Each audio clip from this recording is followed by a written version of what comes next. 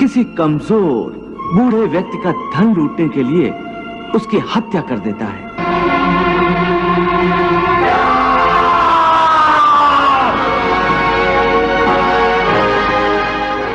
तो वो क्या हुआ? निश्चय ही वो पाप है। और यदि एक दुष्ट मनुष्य किसी अबला स्त्री के साथ जबरदस्ती बलात्कार करने की कोशिश कर रहा है, बचाओ! मुझे बचाओ!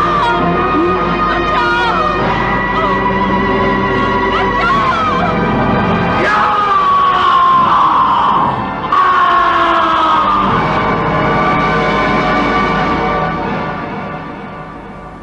तो उस अबला की रक्षा के लिए यदि बलात्कार करने वाले की हत्या कर दी जाए तो वो क्या होगा? ये तो स्पष्ट है कि किसी निसहाय अबला की रक्षा करना पुण्य होगा। तुमने स्वयं ही अपने प्रश्न का उत्तर दे दिया पार्थ। कर्म तो वही रहा, किसी की हत्या करना, परंतु उस कर्म के पीछे भावना क्या है? मारने वाले की नियत क्या है? इसी के फर्क से एक ही कर्म पाप हो सकता है अथवा पुण्य। हे अर्जुन, जिस भावना, जिस नियत से मनुष्य कर्म करता है, उस नियत के कारण एक ही कर्म किसी के लिए पाप बन जाता है तो किसी के लिए पुण्य बन जाता है। कर्म के इस ज्ञान के द्वारा ही मनुष्य को कर्म, अकर्म और विकर्म की पहचान होती है। कर्म, अकर्म, विकर्म, ये क्या है? हे अर्जुन, मनुष्य जब निष्काम भावना से कर्म करता है तब उस कर्म का फल उसे नहीं भोगना पड़ता, इसलिए वो अकर्म हो जाता है। कर्म उसे कहते हैं जो सकाम भाव से फल की इच्छा से किया जाता है। उसका फल कर्म के अनुसार अवश्य मिलता है, अच्छे कर्म का अच्छा और बुरे का बुरा। और विकर्म? असत्य, कपट, हिंसा आदि अनुचित और निषिद्ध कर्म विकर्म है।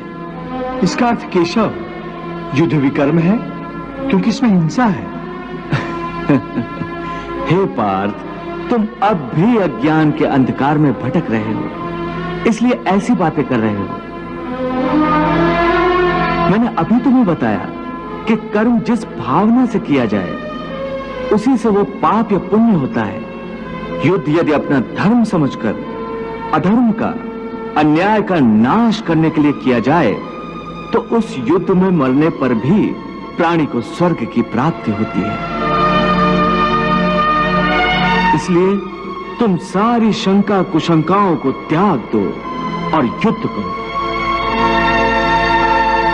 हे अर्जुन, जब तुम्हें ज्ञान प्राप्त होगा तब तुम जान जाओगे कि यह संसार मेरी ही माया है, ये संसार मेरे ही से उत्पन्न हुआ है। मैं ही संसार का पालक हूं।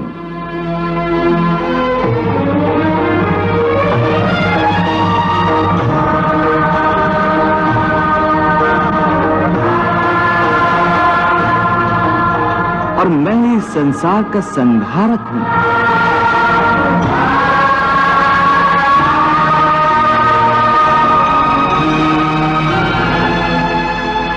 ये सारी सृष्टि मेरी ही माया का खेल है।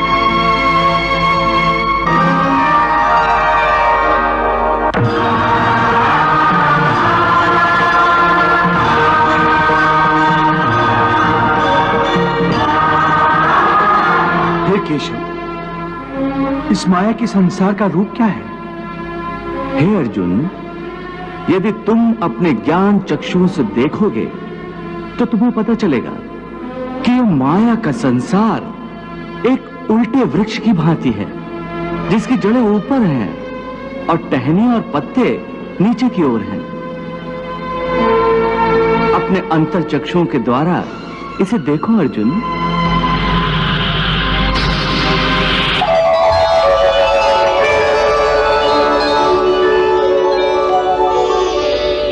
हे केशव, मैं संसार वृक्ष को देख सकता हूं, इसकी जड़ें ऊपर हैं और तुमसे निकली हैं।